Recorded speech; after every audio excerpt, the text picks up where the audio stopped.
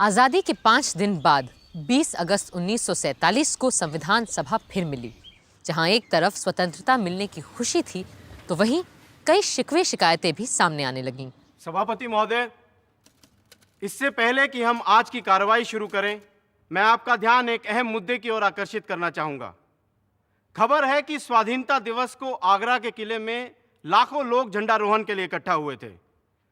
आगे खबर है कि एक अंग्रेज अफसर ने कहा कि अगर यूनियन जैक नीचे उतार के नया झंडा फहराया गया तो वो किसी भी फौजी को इस समारोह में शामिल नहीं होने देगा।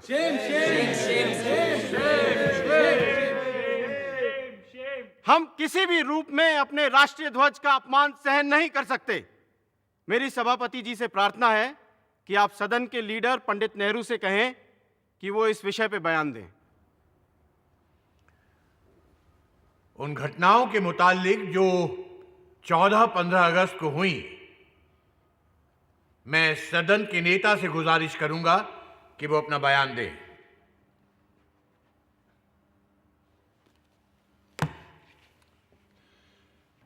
इस सभा में जो कुछ भी कहा जा रहा है उसे मैं पूरे गौर से सुनने की कोशिश कर रहा हूं,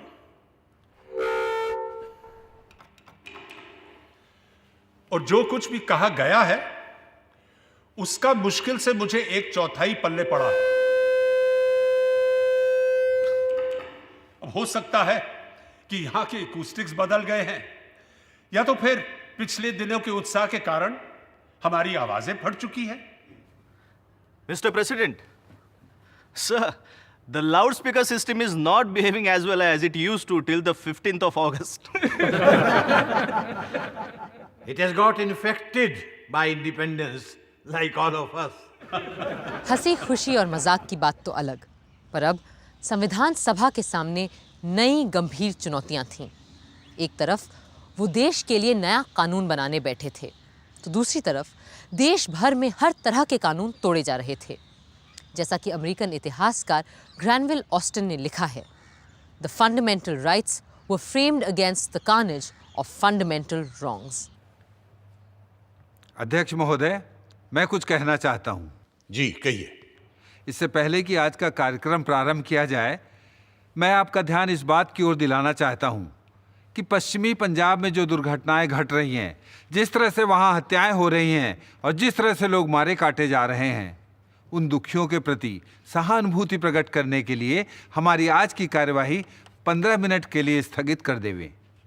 लाहौर और दूसरे इलाके जल रहे थे, लोग मारे जा रहे थे और हम अपना विधान बनाने के कार्य में संलग्न रहे। ऐसा आरोप हमारे ऊपर लगाने का अवसर न दिया जाए।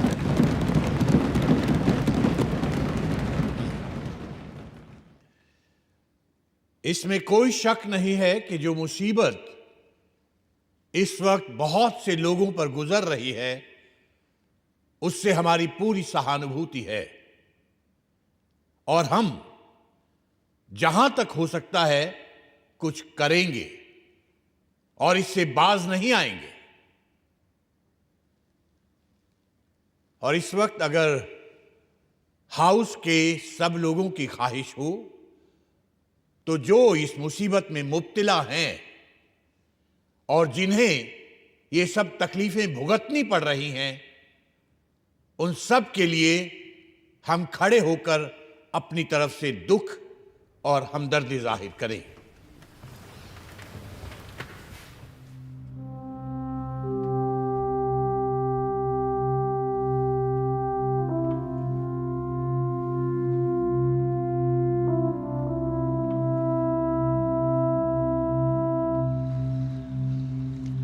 इसी सेशन में संविधान को बाकायदा लिखित रूप देने की दिशा में काम शुरू किया गया। तय पाया गया कि संविधान सभा के constitutional adviser sir Benegal Narsing Rau, जो पूरी दुनिया में संविधान के महान विद्वान माने जाते थे, सभा में पेश प्रस्तावों और कमिटीज की रिपोर्ट्स के आधार पर संविधान का एक मसौदा तैयार करेंगे और इस ड्राफ्ट की संवीक्षा या स्क्रूटनी करने के लिए 7 सदस्यों की एक कमिटी नियुक्त की गई।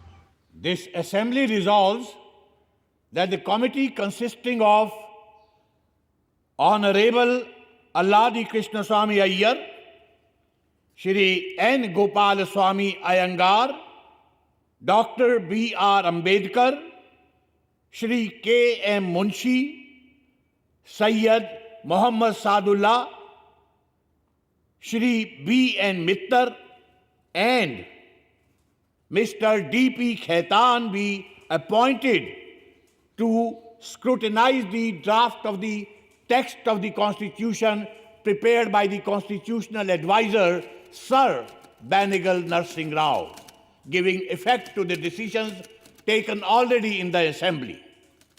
Those for the motion say aye. Aye. And those opposed to it say no.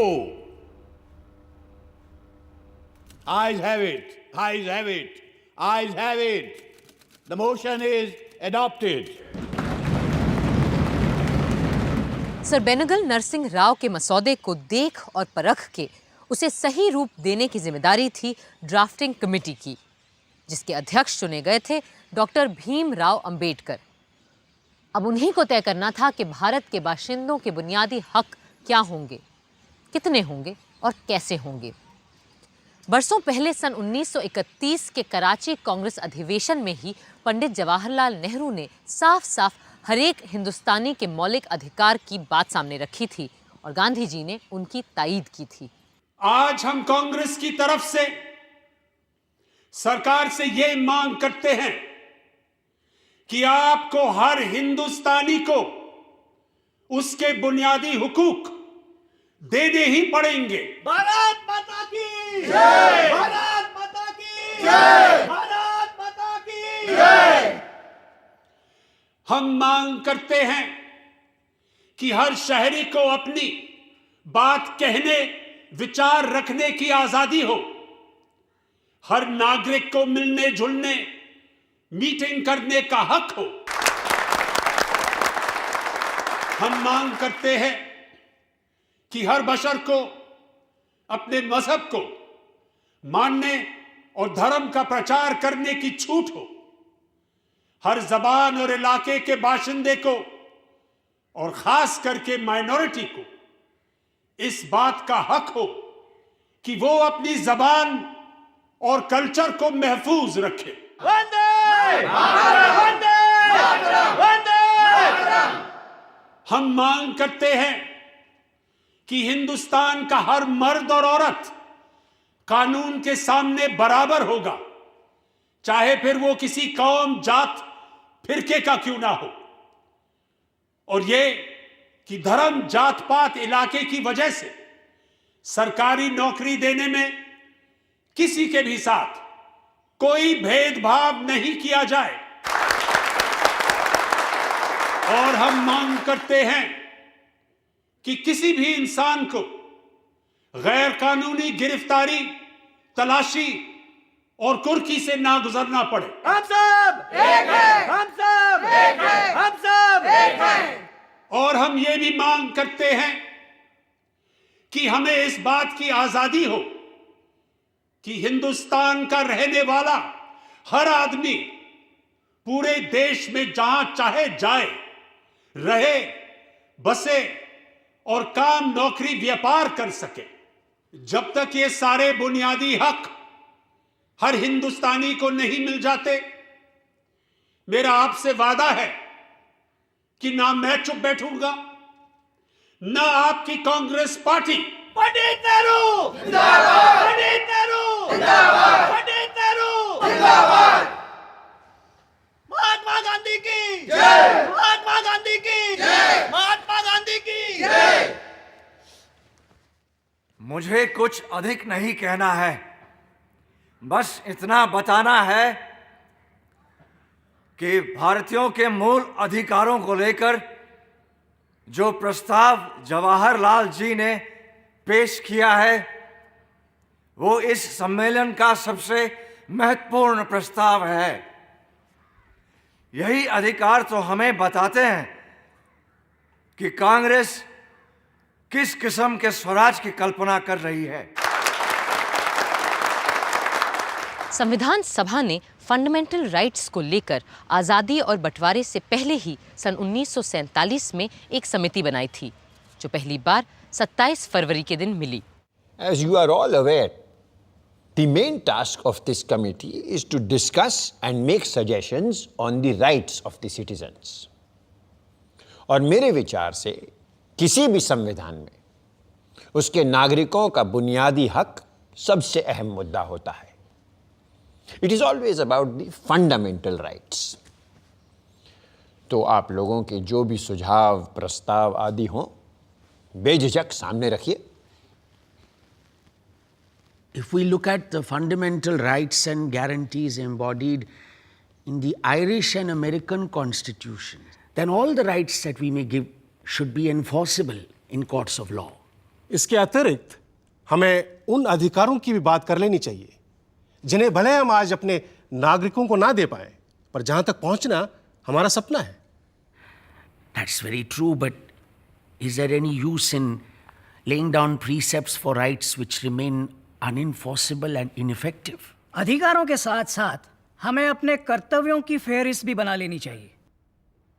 तो चलिए पहले हम उन्हीं मूल अधिकारों की बात कर लेते हैं जिनके नाम मिलने पर हर शहरी न्यायालय के द्वार खटखटा सकता है।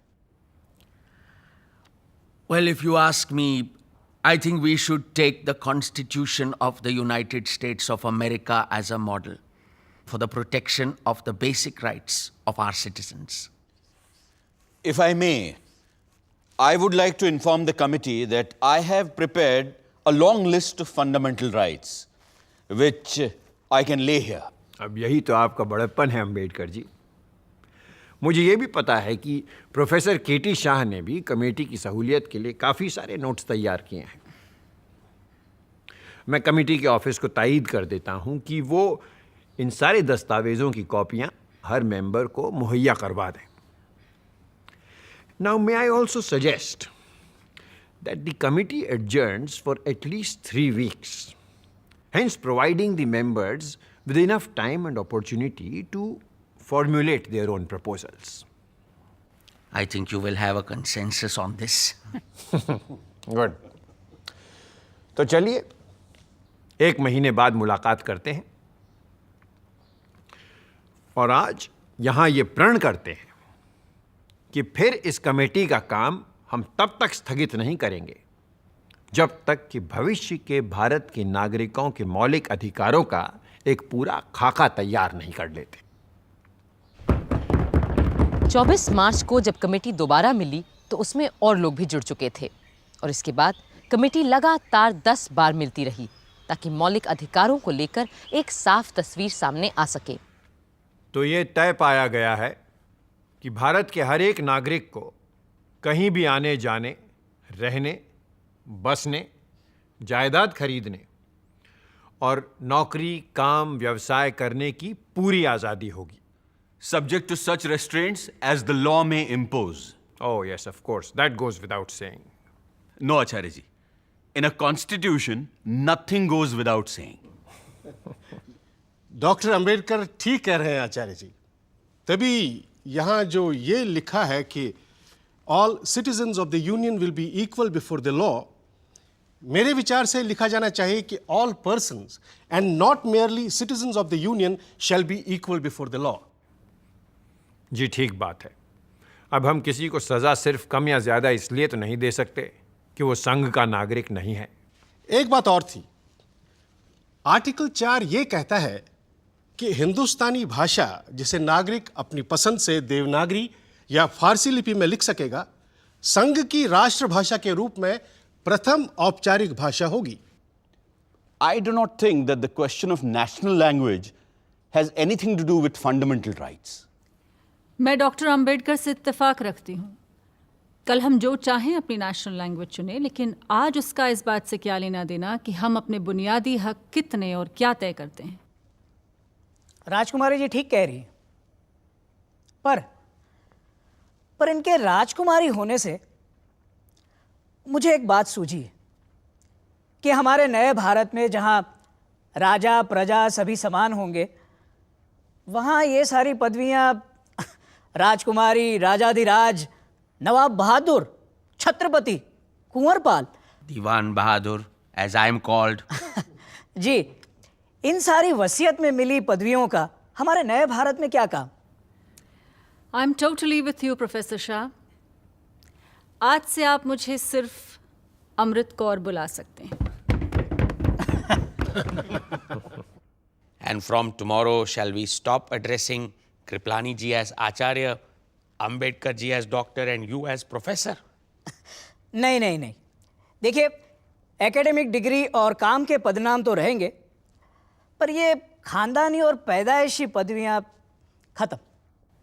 और मेरे जैसे लोगों का क्या होगा जिन्हें किंग ऑफ इंग्लैंड ने नाइटहुड की पदवी दी है? पहली बात तो ये कि अब किंग ऑफ इंग्लैंड का हम लोगों से क्या लेना देना, क्यों? और फिर भी अगर कोई देश या कोई सरकार हमारे किसी नागरिक को कोई पदवी देना चाहे तो मेरे विचार से पहले उसे हमारे संघ की सभा से इजाजत लेनी चाहिए।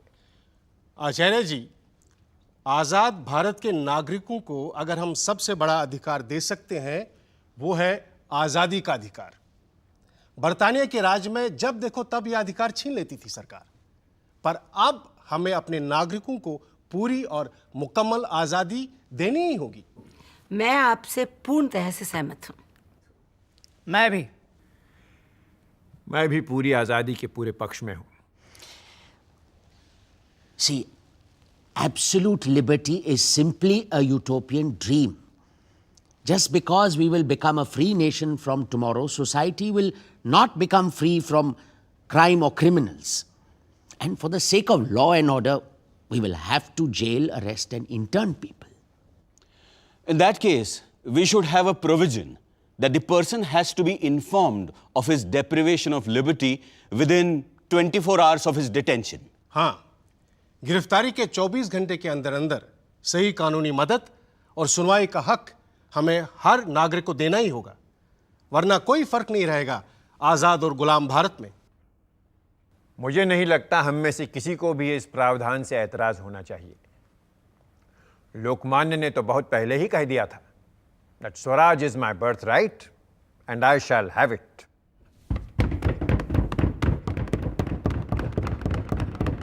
Here.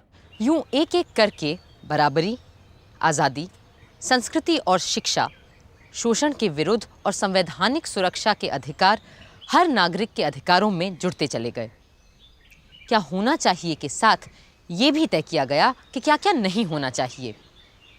कई मुद्दों पर तो सब एकमत होते, तो कई विषयों पर वोट से फैसला होता और कई बार फैसला नहीं भी हो पाता।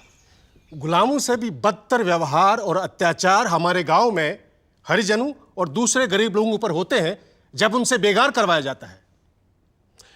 बंधुआ मजदूरी के लिए कोई जगह नहीं होनी चाहिए हमारे भारत के खेत खलिहानों में। मुंशी जी, सिर्फ खेत खलिहानों में ही नहीं, न कारखानों में, न खानों खदानों में। गुलामी का नामो निशान मिटाना ही होगा हमें। और सबसे वाहियात बात है कि 14 साल से कम उम्र के बच्चों से खानों खदानों और ख़तरनाक कारखानों में काम करवाया जाता है। हम इसे कैसे बर्दाश्त कर सकते हैं? इसकी बिल्कुल इजाज़त नहीं होनी चाहिए हमारे संविधान में। I couldn't agree with Amrit Kaur ji more. Let me go further while on the topic of children. I propose that there should be no difference between legitimate and illegitimate children as far as laws of inheritance are concerned. पर इस तरह क्या हम शादी जैसी संस्था पर ही प्रश्न चिन्ह नहीं लगा देंगे? हमें याद रखना चाहिए कि हम तय कर चुके हैं कि शादी ब्याह जैसी चीज़ों पर हम अभी इस वक्त यहाँ बात नहीं करेंगे। For that matter, all the personal laws are not in our purview here.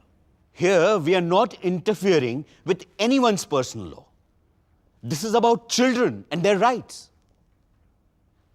And you, Diwan Sahab, are a learned man. And you know what Shakespeare says about this question of legitimate and illegitimate. Bastard? Why bastard? Wherefore base? When my dimensions are as well compact, my mind as generous, and my shape as true as an honest madam's issue.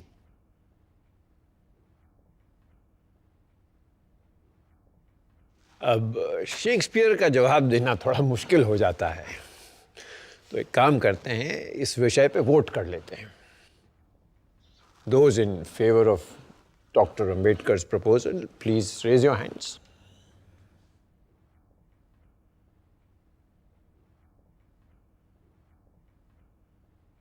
छह विपक्ष में, केवल 3 पक्ष में। क्या कर सकते हैं अंबेडकर जी? कभी जीत, कभी हार। And we must practice what we preach. ये एक जनतंत्र है आखिरकार। आचार्य जी, मैं यहाँ ये बात फिर से उठाना चाहूँगा कि अमेरिका की तरह हर भारतीय को कुछ साल सेना में बिताने ही चाहिए। Compulsory military training and conscription. But doesn't this also amount to slavery and involuntary servitude? ये स्लेवरी नहीं, सेवा का प्रश्न है अंबेडकर जी। तो इस पर भी वोट हो जाए। ठीक है, जो पक्ष में हैं हाथ उठाएं।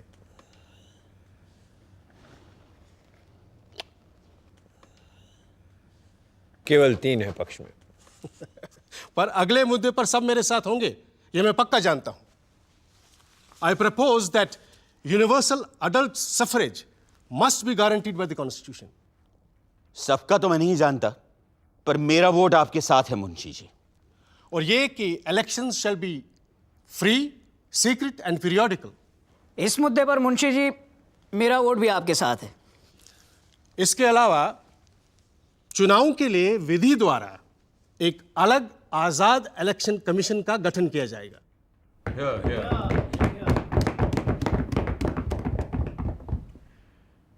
So we are all unanimous on this? Because today we are creating history. आज संसार के इतिहास में पहली बार एक देश स्थापित होते ही बिना किसी जाति, धर्म, लिंग, वर्ण और प्रदेश के भेदभाव के अपने सारे वयस्क नागरिकों को मतदान का अधिकार दे रहा है। And believe me, this voting right is the greatest fundamental right that we will be giving to the citizens of our country. उस समय तक दुनिया के कई अग्रणी राष्ट्रों में भी कहीं कालों को वोट देने का अधिकार नहीं था, तो कहीं औरतों को, तो कहीं और दूसरे धर्म के मानने वालों को। लेकिन हमारा संविधान बनाने वाले एक नया इतिहास रच रहे थे। पर अभी और भी कई मुद्दे तय होने थे, और उनमें से एक था अभिव्यक्ति का अधिकार, the right to freedom of expression. I would like to suggest that a provision should be made by law to prevent the publication or utterance of seditious, obscene, slanderous, libelous, or defamatory matter, and to make such publication or utterance actionable or punishable. I want to add the words likely to promote class hatred. Though this does not actually come under sedition or any of the other things mentioned. And people will have a carte blanche to promote class hatred. We may add class or religious hatred. ऐसा करना खतरे से खाली नहीं है, क्योंकि ऐसा कानून दुधारी तलवार साबित हो सकता है। सत्ता में बैठी मेजॉरिटी पार्टी के खिलाफ बोली गई जरा सी भी बात को क्लास या कम्युनल नफरत करार देकर सजा दी जा सकती है, और ऐसी बातें अगर सत्ता में बैठे लोग फैलाएं तो उन्हें कोई छुएगा भी नहीं। I suggest let us be more comprehensive and say right of every citizen to freedom of speech and expression subject to criminal law. अभिव्यक्ति की आज़ादी को आज पूरी दुनिया में सम्मान दिया जा रहा है, और ये भी महसूस किया जा रहा है कि अगर किसी के वक्तव्य या लेखन से किसी विशेष वर्ग या धर्म के खिलाफ नफरत नहीं फैलाई जा रही है और उसे हिंसा फैलने का कोई डर नहीं है, तो आदमी को अपनी बात कहने का पूरा हक होना चाहिए, पूरी आज़ादी होनी चाहिए। If you put this in, then section 153A of the penal code stand nullified. Sir, आपसे बेहतर और कौन जानता है कि ताकतवर मेजॉरिटी वालों को कास्ट और कम्युनल हेट्रेड फैलाने से रोकना असंभव होता है। मैंने तो ये भी सुना है कि एक मर्तबा किसी अखबार को सेक्शन 153A को लेकर इसलिए मुकदमा चलाया गया था क्योंकि उस अखबार ने पुलिस के खिलाफ कोई लेख लिख दिया था। और दलील यह दी गई थी कि पुलिस अपने आप में एक खास तबका है और पुलिस के खिलाफ बात करके अखबार वाले एक खास फिरके के खिलाफ नफरत फैलाने का काम कर रहे हैं। Yes. We also started up certain periodical in Bengal. And even before the first issue came out, unofficial warning was given to us that unless we stop, action will be taken under Section 153. We had to stop. So, I'm afraid, so far as we are concerned, we do not feel quite safe if there is a provision of this sort. मौलिक अधिकारों में अभिव्यक्ति की आज़ादी तो हमें मिली, पर धारा 153A भी रही। इसके बाद समिति में जोरदार वाद विवाद हथियार रखने के अधिकार को लेकर भी हुआ। मेरा विचार है कि हर नागरिक को हथियार रखने की स्वतंत्रता हो और मेरा सुझाव है कि इस संशोधन को क्लॉज 10 में जोड़ दिया जाना चाहिए। Would it be wise to have such a law and in such a form? Doctor Syama Prasad Mukherjee का कहना है कि हर नागरिक को हथियार रखने का हक होना ही चाहिए। फिर क्यों ना हम इसे मूल अधिकारों का एक हिस्सा बना लें? But to allow such a thing in the present state of our society will be a dangerous thing. The Arms Act has to be a central subject. I think this point is of some substance. There are two questions. One, whether every citizen should have the right to bear arms. And two, whether we need a uniform law throughout the Union. You cannot allow different units to make different laws with regards to bearing of arms. That would undoubtedly lead to complete anarchy. And it would cut at the very root of the security of the Union. But defense is a Union subject. किसी के हथियार रखने का देश की रक्षा से क्या लेना देना है? मेरा जाती ख्याल है कि शिकार को छोड़कर बाकी किसी भी वजह से लोगों के हाथ में हथियार देने से बिला वजह जान माल का खतरा बढ़ेगा ही और हमें इसे अलाउ नहीं करना चाहिए। यहाँ शायद मेरी आवाज़ अकेली पड़ जाए, पर मेरे मन में जिस अहिंसक सरकार और समाज का तस्वुर है उसके लिए हथियार को ताक पे रखना ज़रूरी है। And I would like my view to be recorded here. सोचने की बात है कि अगर अमेरिका की तरह हमें भी हथियार रखने का अधिकार मिल जाता तो हिंसा का बवंडर कहां पहुंच गया होता। पर नागरिकों के मूल अधिकारों को लेकर अभी बहुत सी बातों के बारे में सोचना था। विडंबना ये थी कि फंडामेंटल राइट्स तय करने वाली समिति को ही ये भी तय करना था कि कब ये मौलिक अधिकार नागरिकों के अधिकार नहीं रह जाएंगे। डॉक्टर अंबेडकर की दलील थी कि कभी कभी आपातकाल या इमरजेंसी में जब खुद राष्ट्र का अस्तित्व खतरे में हो तो संघ को पहले खुद को बचाना होगा, ना कि किसी नागरिक के अधिकार को। In the provision dealing with grave emergency, we have stated that all these fundamental rights are liable to be suspended whenever, in the view of the Union, it is necessary to declare an emergency.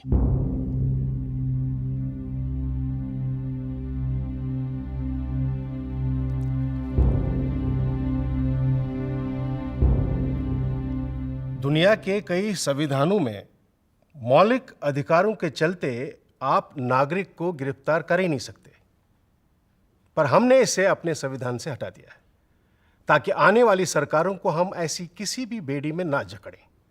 हाँ, पर सही कानूनी कार्रवाई का प्रावधान हमने हर हाल में रखा है।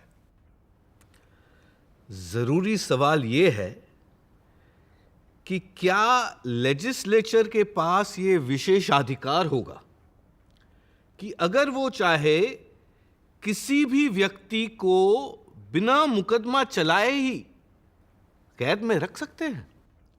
ऐसा कोई अधिकार हम नहीं देने जा रहे हैं जिसके चलते सरकार बिना कानून और अदालत के सामने जाने का हक दिए किसी को भी गिरफ्तार कर ले।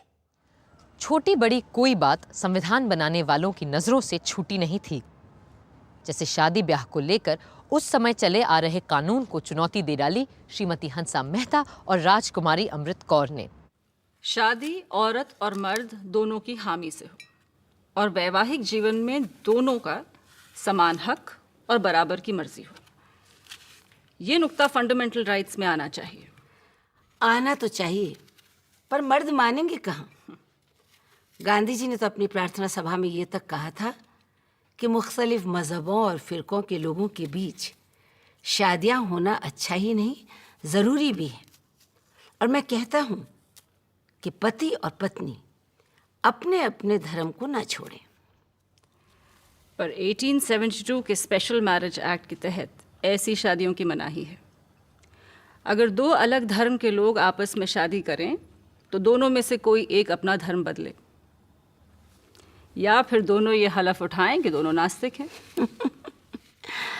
मेरी एक सहेली को तो अपना धर्म बचाने के लिए स्विट्जरलैंड जाकर के शादी करनी पड़ी। अब ये बताइए कितने लोग इस बात को अफोर्ड कर सकते हैं? मेरे ख्याल से स्विट्जरलैंड की तरह हमें भी अपने आइन में ये बात कह देनी चाहिए कि धर्म दो लोगों की शादी के बीच किसी तरह का अड़ंगा नहीं डाल सकता। बिल्कुल। और अगर ये बात संविधान में शामिल हो गई तो अब तक चला आ रहा ये पुराना कानून असंवैधानिक अल्ट्रावायरस करार दे दिया जाएगा। मैं कमेटी को फौरन एक चिट्ठी लिख देती हूँ,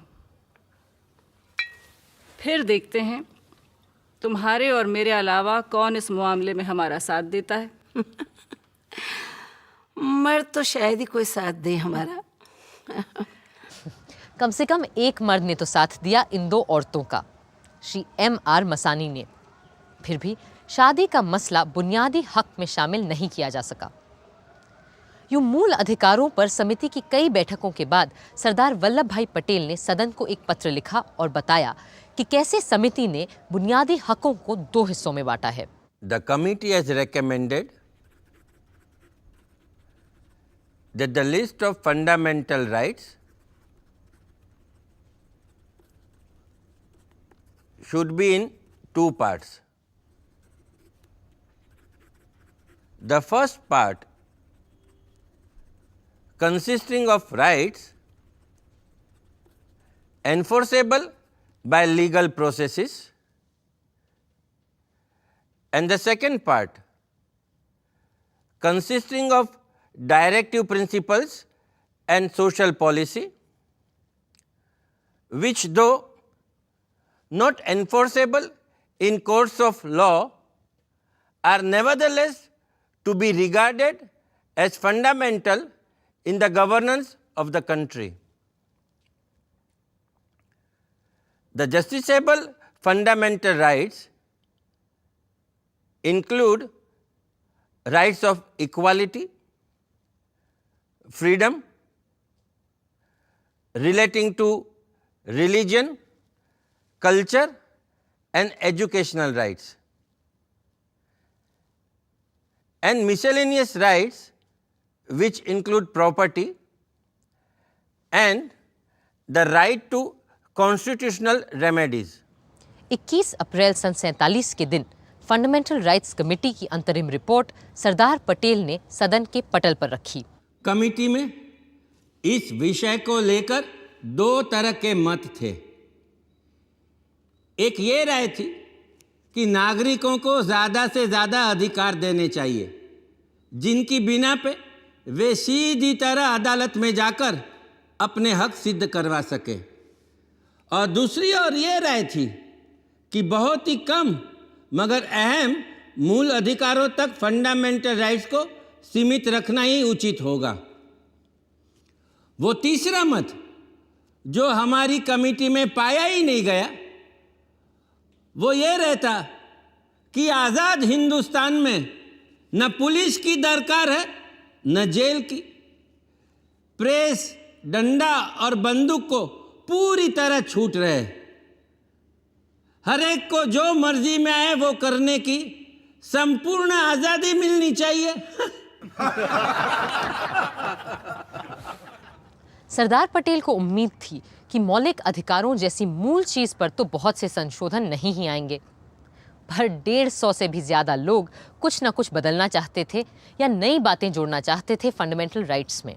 Sir, I do not understand why economic fundamental rights should not be included in these justiciable rights. Economic rights are essential while framing a country's constitution, and they must also be made justiciable. I do not understand why mines, key industries, and basic industries should not be nationalized. Sir, I hope the House will consider my suggestion seriously. शब्द अछूत और अस्पृश्यता की परिभाषा को लेकर तो कई आवाजें उठीं। Sir, the word untouchability requires clarification. Sometimes it means not being allowed to drink a glass of water. Other times, it relates to denial of admission of Harijans into temples or intercaste dining, intercaste marriage. Mahatma Gandhi has used the word untouchability in various ways on different occasions with different meanings. But, sir, untouchability is merely a symptom, the root cause of which is the caste distinction. And unless caste distinction is removed, untouchability in some form is bound to exist. In an independent India, everyone must enjoy equal social conditions.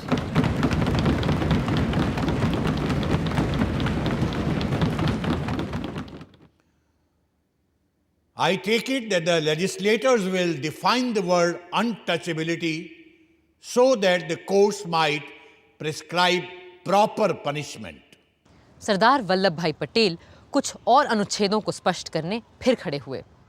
Sir, I beg to move that 1. The state shall not discriminate against any citizen on grounds of religion, race, caste, or sex. 2. There should be no discrimination against any citizen on any ground of religion, race, caste, or sex in regard to A. Access to trading establishments, including public restaurants and hotels. B.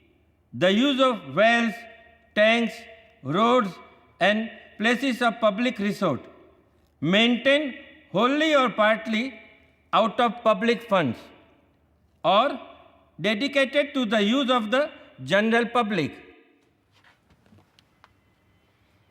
Sir, the following word should be inserted after sex: or of dress worn of any nationality. It seems a laughing matter, but even today, on the threshold of independence, there are hotels which do not welcome people dressed in Indian style.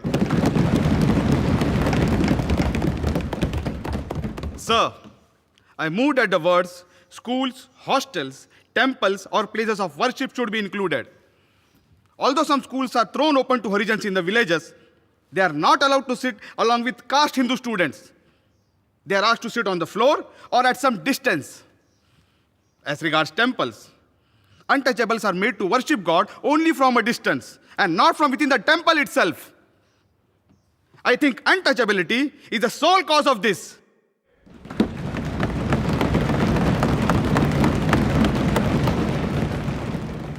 It is suggested that it would be sufficient if you put one clause as follows: the state shall not permit any discrimination on ground of religion, etc.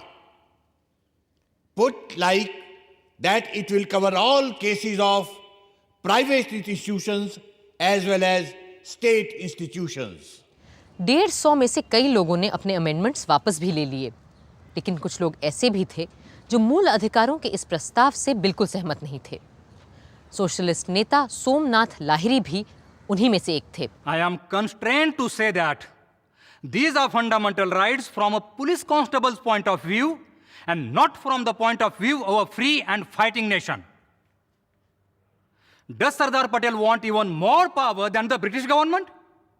An alien government, an autocratic government which is against the people and needs to protect itself? Certainly not. Here, according to Sardar Patel, a seditious speech is a punishable crime. If I say at any time in the future, or the Socialist Party says, that the government in power is despicable, Sardar Patel, if he is in power at that time, will be able to put Socialist Party people and myself in jail. Shri Rajgopalachari wants to go even further. Sardar Patel would punish us if we make a speech, but Rajaji would punish us even before we have made a speech. He wants to prevent the making of speech itself if, in his wisdom, he thinks that the fellow is going to make a seditious speech. That is not the basis of democracy. Sir, I want to ask, where does the policeman come in? We have had such a bitter experience of policemen in our country that the authors of this document have had to formulate these clauses in such a way so as to have the least possible interference of policemen.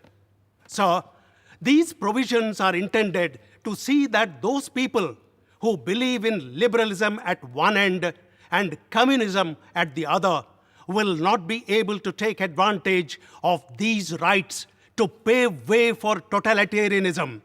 Several states of Europe between the two wars took advantage of fundamental rights to the extent that they came to power and paved way for Nazism on one hand and communism on the other. We have to safeguard ourselves against such a menace. Congress की बहुमत के बावजूद सरदार पटेल ने अपने मुखालिफ सोमनाथ लाहिरी के संशोधन को माना और राजद्रोह यानी सेडिशियस शब्द को प्रस्ताव से हटा दिया. My amendment that the word seditious be deleted has been agreed to by the mover of the resolution. I am especially glad that the Congress party members did not take the advice of Professor Ranga, who thought that democracy and liberty are harmful to India because democracy and liberty are supposed by him to have helped the Nazis to come to power in Germany. Anybody who knows a little history knows that Nazism is not the result of having too much democracy.